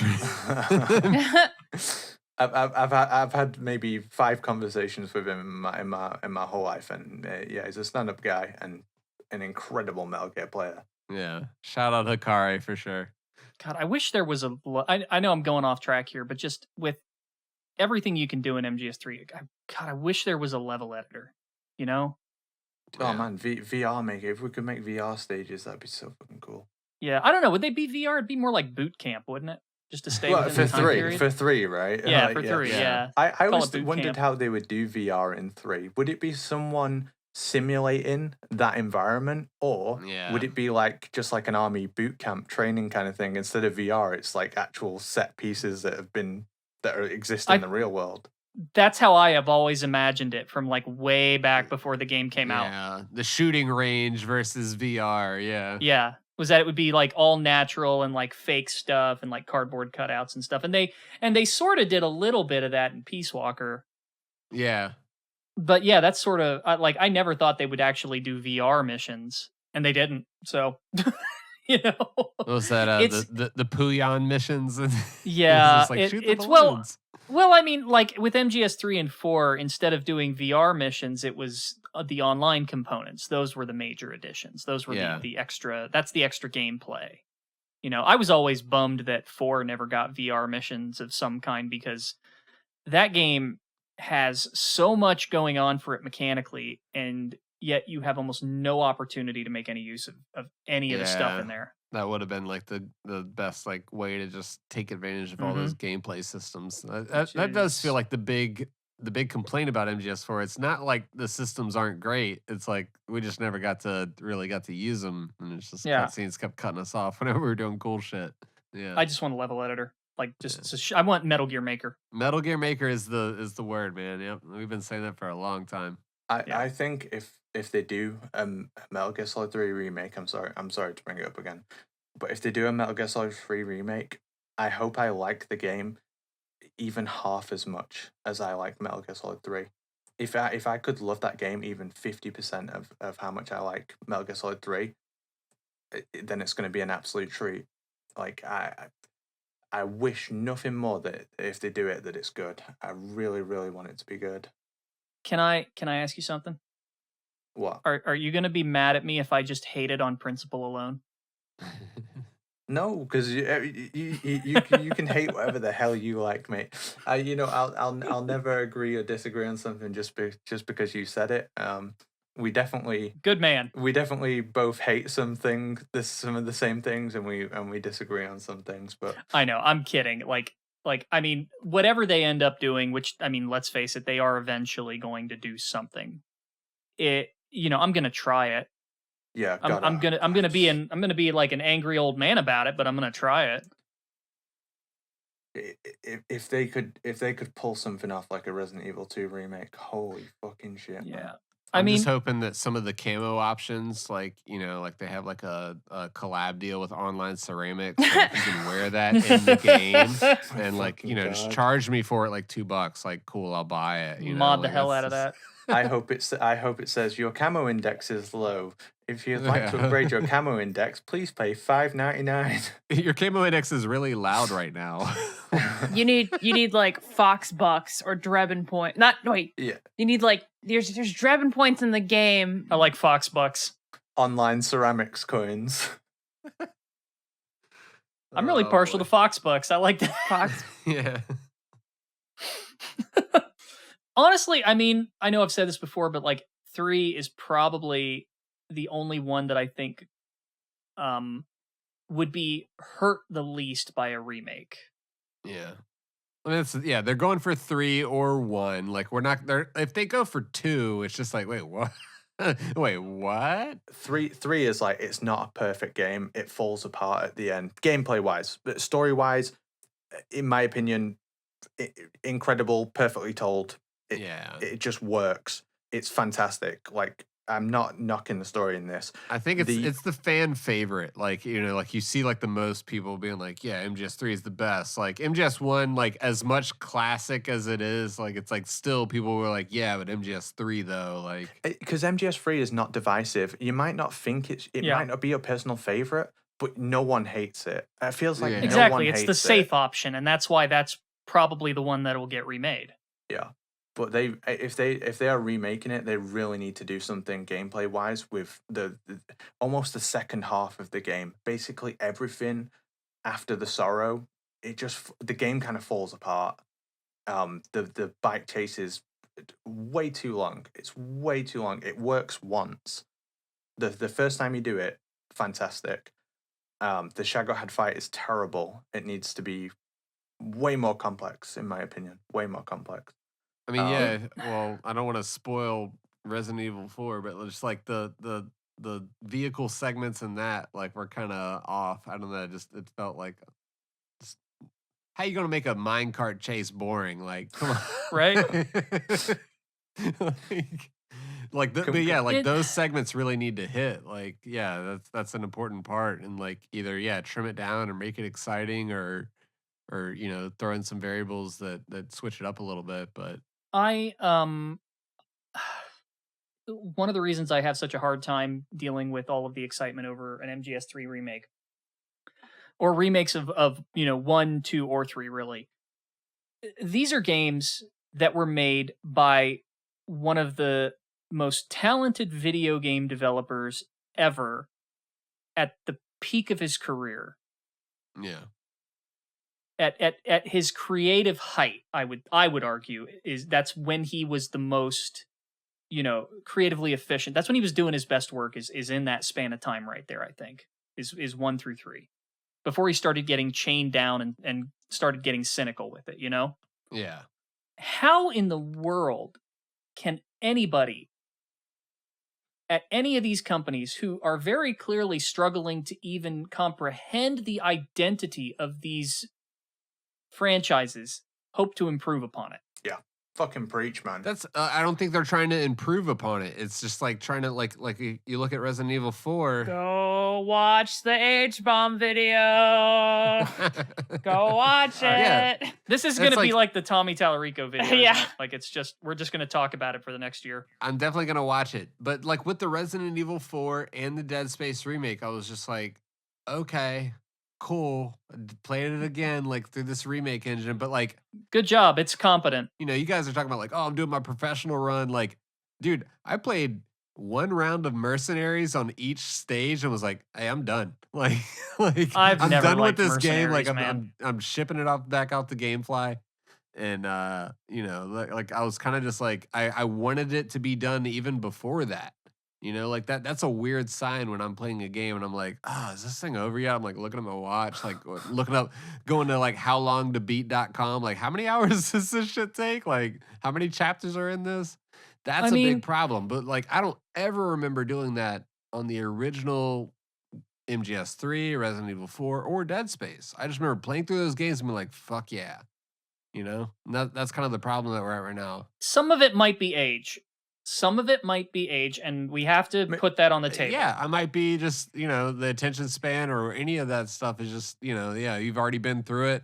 here's you going through it again and it being like a novel experience back in the day. Yeah, There's all these but factors for sure, but just something about these newer takes on the game, I was like, all right, that was fine. But like, if I were to go back and replay the game and you were to set out those two options for me, I'd probably just play the original, not the remake. yeah, That's well, why I just think Resident Evil 2 remake stands apart from all these fucking remakes that are just being shifted out. I do think It's that's been the best remake, but I still like prefer RE2 regular just because of all the scenario differences and stuff like that. Like that game holds yeah. up. That's my favorite Resident Evil for sure, RE2. And I, that's like I loved RE2 remake. I thought they did a great job, but if you put the two in front of me, I'm gonna choose the OG. but I think like you play them both separately. Yeah. They're like you don't the remake. It's not a replacement for the original. The original No, stands no. alone as this fucking amazing game. Yeah. Especially for the time, and nothing even comes close in survival horror like to Resident Evil 2 when Resident Evil 2 came out. In my opinion, nothing even fucking touches it. no, you're not wrong. Yeah. And then you have Resident Evil 2 remake, and it's like a completely new experience, paying homage to the original, and exists because of the original, and is catering to a whole new audience while being like faithful to the theming of the original, and Yeah. and improving. You know, I mean, I'm sure people will argue this, but it improves on some of the stuff that's bad in Resident Evil 2, like the voice acting and the like, come on, like I don't think I'm out of line here saying that like it's comical listening to the lines of dialogue in Resident Evil. Oh, It's yeah, terrible, for sure. man. Yeah. And that's It's just almo- par it's for the almost course like- for Resident Evil for the most Yeah. part. It's almost like good because it's bad. It's like funny, right? It's like campy. silly. Yeah. But Just to be in clear, Resident- they haven't completely escaped that. I mean, we've played 7 and 8. Let me give you an Well, example. and though. RE4 remake too. Let's not pretend I was those gonna say, lines were delivered with have you guys fucking not enthusiasm. not seen like Maddie's comics of all of Leon's cheesy lines? Oh God, Yeah. Nighty Night Nights absolutely kills me every single time he says it. But yeah, the one thing I'll say for improving the story was like the way they handled Kendo in Resident Evil 2. Yeah, Like, That was that's great. one thing Yeah. I do like about these remakes, regardless of everything else, is that I love the kind of new characterization there. Yeah. Oh, Marvin was great. Yeah, Marvin and Kendo in RE2 remake, they did a great job on both of them. yeah, it's like that's where you want to make improvements, and like Well, I- you're sort of getting into the whole problem with remakes in that you've got really two options when you make one.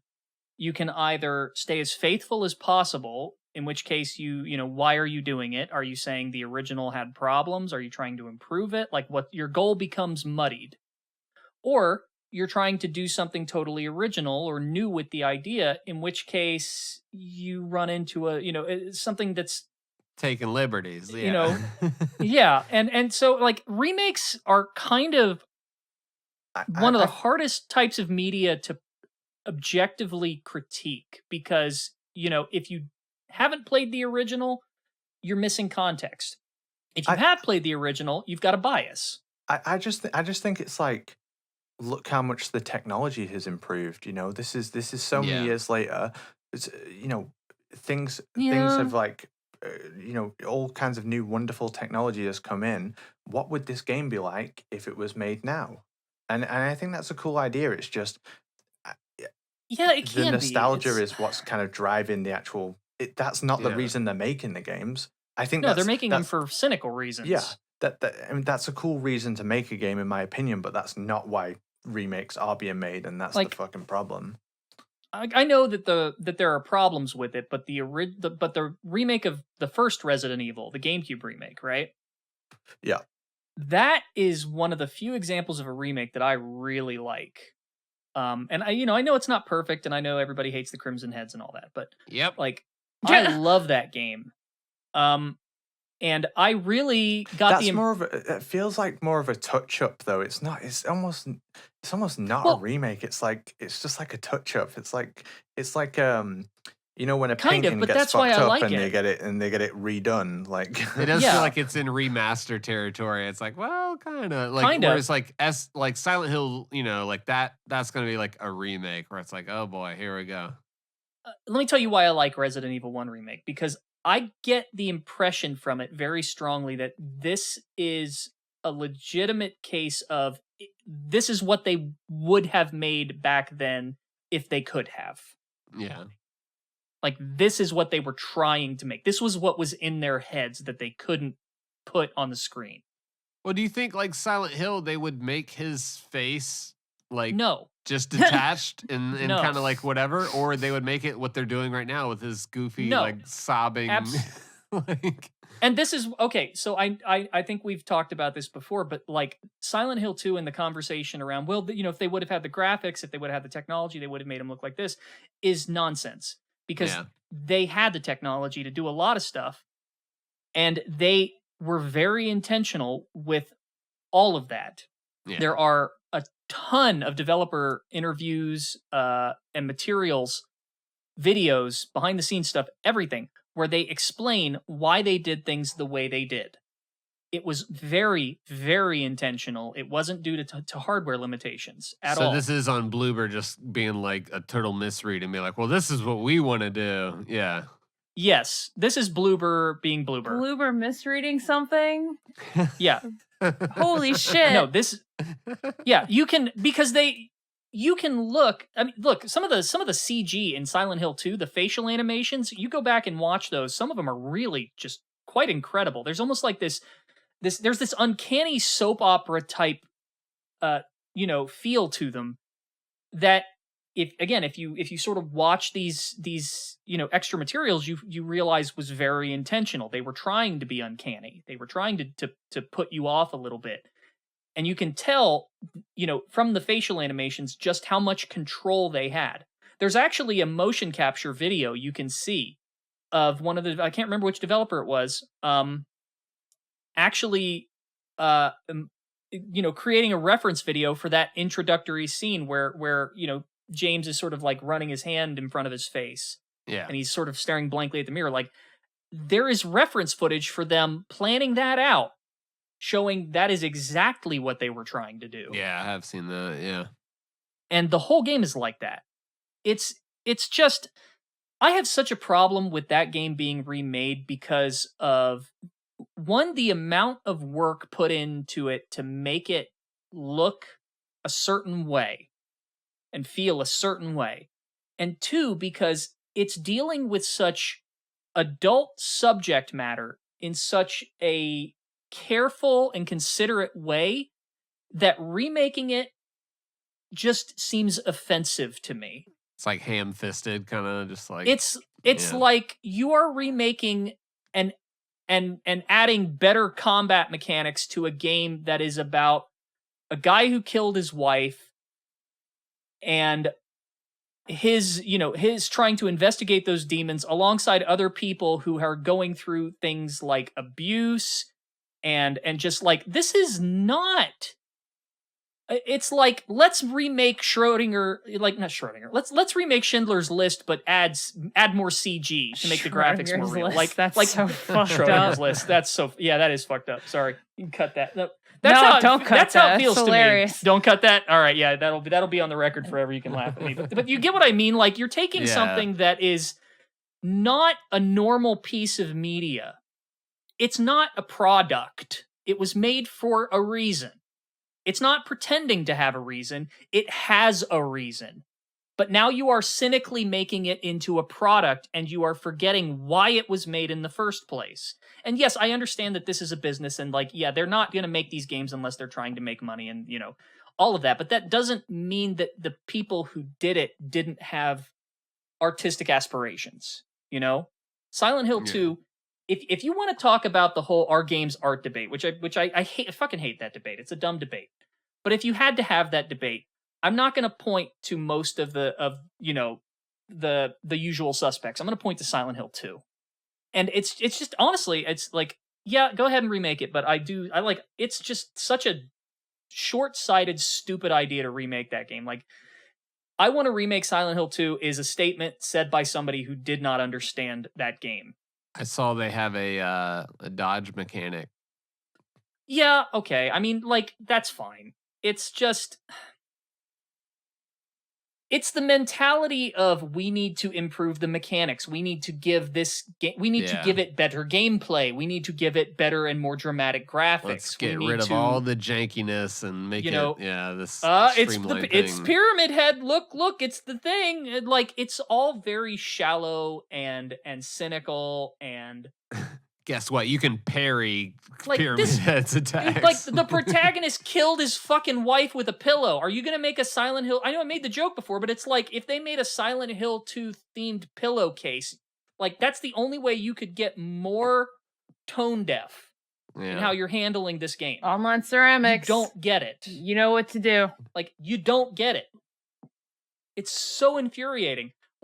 Like Angela's story, like you've got the Angela sweater, like that's actually really hilarious. But I'm sure that somebody at Konami probably thought that was a great idea. Oh, they'll recognize that character. Let's put that on a shirt. Let's make an action figure of Angela laying on the floor with a knife, trying to get over the fact that she's a rape victim.